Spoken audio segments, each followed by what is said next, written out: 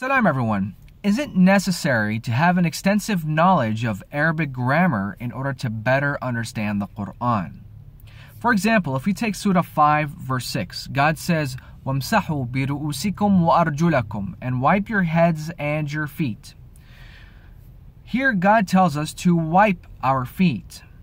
But we are told that according to Arabic grammar rules, it is technically washing the feet. So which is it? Do we wipe or wash the feet?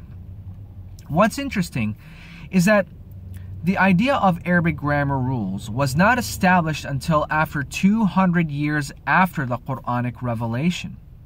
It was established and written by a man nicknamed Sibawayh, who was not even Arab. He was Persian, and he lived in an entirely different region than where the Prophet lived. So he was obviously influenced by his society, his culture, as well as the hadiths and the Arabic poetry that were circulating at that time. So to me, upholding or taking the Quran, giving it the same standards as the Arabic grammar system that we know of today, does not make sense.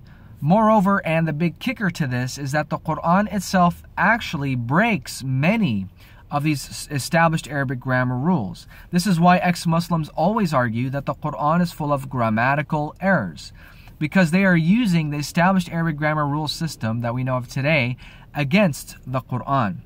So to answer the question, no, you don't need extensive knowledge of Arabic grammar or anything elaborate of that sort to understand the Quran. Having very basic understanding of grammar, just like any other language, is perfectly sufficient to understand the Quran because God designed it that way. The Quran has its own grammatical standards. The Quran is easy to understand, as God promised. Easy to understand. It's self-explanatory.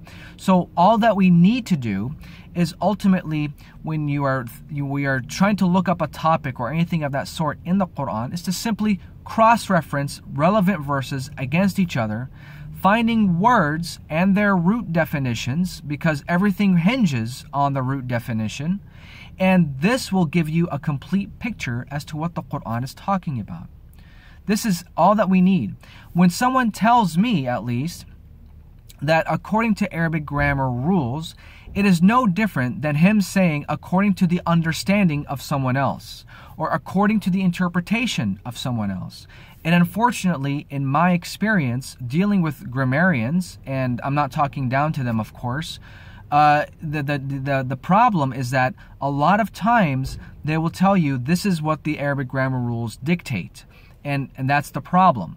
The problem becomes that someone told you that this is how it should be understood, or someone told you that this is the rules for it.